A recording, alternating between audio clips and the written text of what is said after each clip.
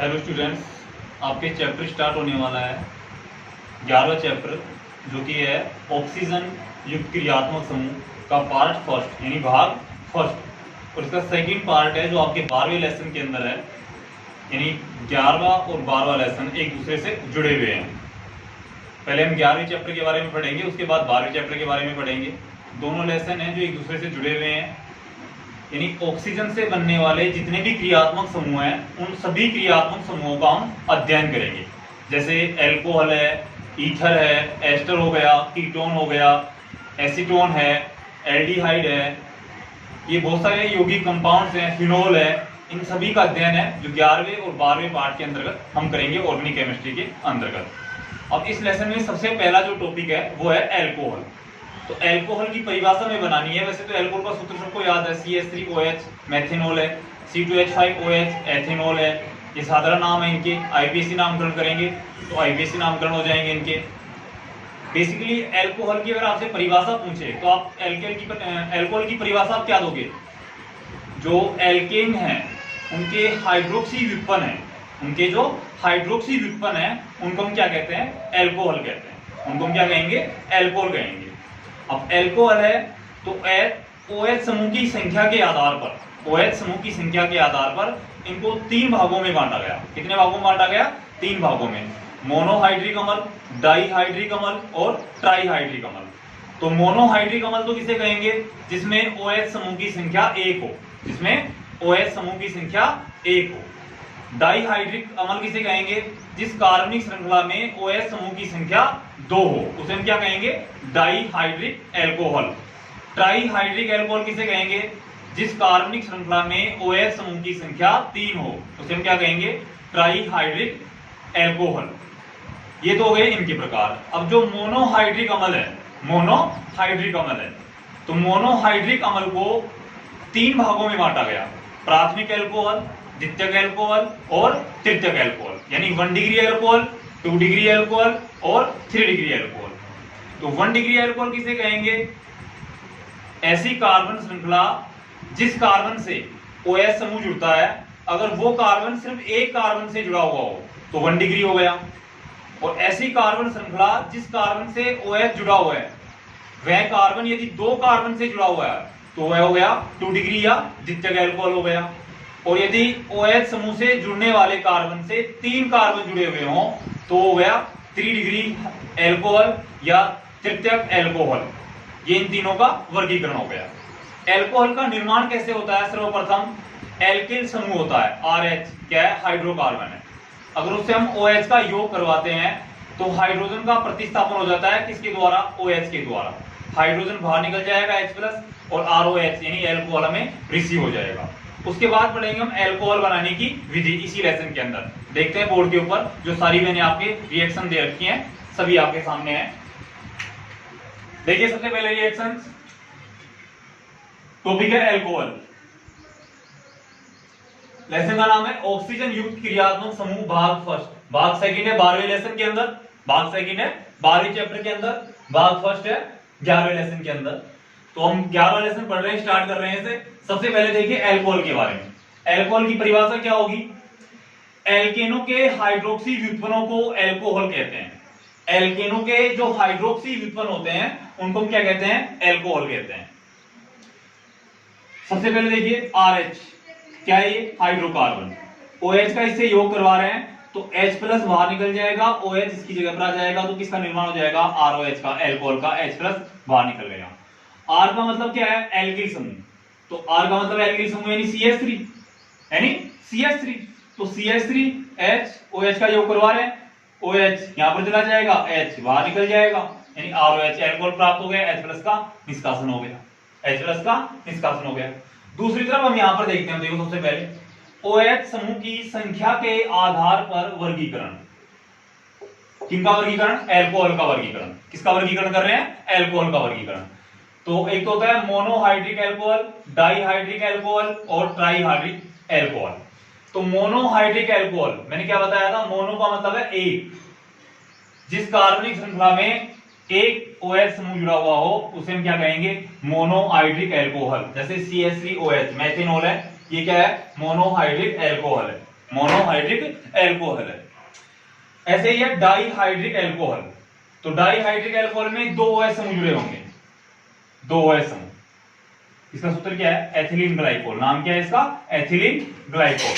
इसी प्रकार trihydric alcohol, तो इसमें देखिए 3 OH समूह जुड़े हुए हैं, OH OH OH। इसका नाम क्या है? ग्लिसरॉल। क्या नाम है? ग्लिसरॉल। अब जो मोनोहाइड्रिक एल्कोहल है, इसके 3 पार्ट है। मोनोहाइड्रिक एल्कोहल के कितने पार्ट है? 3 पार्ट है। प्राथमिक एल्कोहल, द्वितीयक एल्कोहल, तृतीयक एल्कोहल। वैसे इनको 1 डिग्री एल्कोहल, 2 डिग्री एल्कोहल और 3 डिग्री एल्कोहल भी इन्हें बोला जाता है। 1 degree alcohol, 2 degree alcohol, 3 degree alcohol. इस प्रकार से देखो OH कौन से कार्बन से जुड़ा हुआ है? इस कार्बन से जुड़ा हुआ है। अब जिस कार्बन से OH जुड़ा हुआ है, वह कार्बन कितने कार्बन से जुड़ा हुआ है? एक कार्बन से। बाकी तो हाइड्रोजन ऊपर नीचे, तो एक कार्बन से जुड़ा हुआ है। तो ये क्या हो गया? प्राथमिक एल्कोहल या 1 डिग्री एल्कोहल। यहां पर देखिए, यहां पर OH समूह इस कार्बन से जुड़ा हुआ है। ये कार्बन कितने कार्बन से जुड़ा हुआ है? एक और एक, 2 कार्बन से। तो ये क्या हो गया? द्वितीयक एल्कोहल यानी 2 डिग्री एल्कोहल। नंबर 3 पे देखिए तृतीयक एल्कोहल। तो तृतीयक एल्कोहल में क्या है? 3 डिग्री एल्कोहल बोलते हैं इसे। इसमें जिस कार्बन से OH समूह जुड़ता है, उससे 3 कार्बन जुड़े होते हैं, 1 2 3। तो क्या हो गया? तृतीयक एल्कोहल, 3 डिग्री एल्कोहल। तो ये हो गया हमारा पार्ट कंप्लीट। ये इसके बाद देखते हैं हम एल्कोहल बनाने की विधियां। उससे पहले इसके नामकरण भी दे रखे हैं कुछ, कि इनके नामकरण करने की विधियां बताइए। साधारण नामकरण दे रखे हैं। साधारण नामकरण के अलावा इनके जो IUPAC नामकरण है वो दे रखे हैं। तो मैं आपको वो भी बता देता हूं थोड़ा सा। वैसे आपने 11वीं क्लास में सीख लिया है IUPAC नामकरण और साधारण नामकरण है। जो अगर साधारण नामकरण पूछता है, साधारण नामकरण पूछता है, जैसे कोई भी श्रृंखला है कार्बनिक यौगिकों की, कोई भी एक श्रृंखला है, जैसे मान लेते हैं CH3 CH2 CH2 CH3 और यहां पर एल्कोहल जुड़ा हुआ है OH। तो इसमें देखो कार्बन कितने हैं? 1 2 3 4 5। 5 कार्बन को क्या बोलते हैं? पेंट।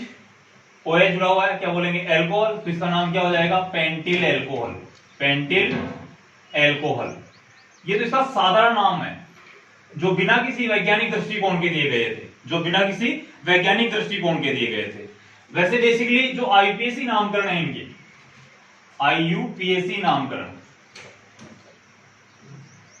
तो इनमें जो मैंने आपको नियम सिखाए थे कि सबसे पहले स्थिति प्लस पूर्व लगन क्रिया किसकी? जो प्रतिस्थापी है उसकी। उसके बाद क्या आता है? रूट वर्ण, यानी कार्बन की संख्या आएगी। फिर क्या आएगा? द्विबंध है, त्रिबंध है या फिर सिंगल बॉन्ड है, उसका अनुलग्न आएगा। और लास्ट में क्रियात्मक समूह का अनुलग्न आ जाता है, वो जोड़कर हम लिख देते हैं। तो OH का अनुलग्न क्या है? ओल। क्या है? ओल। जैसे किसी का नामकरण करना हो हमें, CH3 CH2 CH2 OH, इसका नामकरण क्या होगा? तो सबसे पहले हम क्या देखेंगे, इसमें कार्बन कितने हैं? 1 2 3। क्रियात्मक समूह इस साइड में है, तो अंकन इसी तरफ से करेंगे। 3 कार्बन है, प्रतिस्थापी इसमें है नहीं, तो 3 कार्बन के लिए क्या लिखेंगे? मैथ, एच और प्रो। प्रो सब में सिंगल बॉन्ड है, तो क्या आ जाएगा? प्रोपेन। प्रोपेन। 1 नंबर पे क्रियात्मक समूह जुड़ा हुआ है, तो 1 ओल। 1 ओल। प्रोपेन 1 ओल या प्रोपेनोल। प्रोपेन 1 ओल बोलेंगे या प्रोपेनोल। इस प्रकार से IUPAC नामकरण दिए रखे हैं इसके, जो मैंने आपको 11वीं क्लास में स्पष्ट तरीके से समझाया है। अब आगे देखिए इसके अंदर एल्कोहल बनाने की विधियां। पहली विधि है एल्कीन का अम्ल उत्प्रेरक जलयोजन। सबसे पहली विधि कौन सी है? एल्कीन का अम्ल उत्प्रेरक जलयोजन। तो एल्कीन का जो अम्ल उत्प्रेरक जलयोजन है, उसके अंतर्गत हम 2 अभिक्रियाओं को लेते हैं। पहली अभिक्रिया है जिसमें हम सम्मित एल्कीन लेते हैं, यानी सम्मित कार्बन का जो है एल्कीन लेते हैं, जिसमें 2 कार्बन है, CH2 डबल बॉन्ड CH2। क्या करवाते हैं? जलयोजन, यानी जल के साथ इसका अपघटन करवाते हैं। किसकी उपस्थिति में? H2SO4 की उपस्थिति में।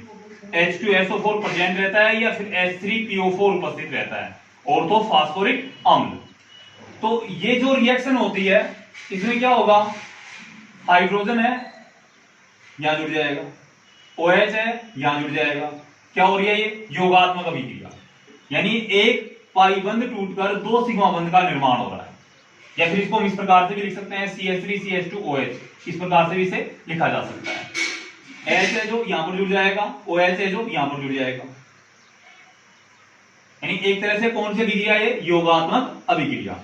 लेकिन असममित एल्कीन हो, असममित एल्कीन हो यानी जिन्हें बराबर भागों में नहीं बांटा जा सकता हो, ऐसी एल्कीन हो तो उसमें मार्कोनिकोव के नियम के अनुसार उत्पाद बनता है। मार्कोनिकोव के नियम के अनुसार उत्पाद बनता है। जैसे असममित एल्कीन हमने ये ले ली, इसका जल योजन करवा रहे हैं, तनु H2SO4 की उपस्थिति में, यहां पर भी तनु ही है,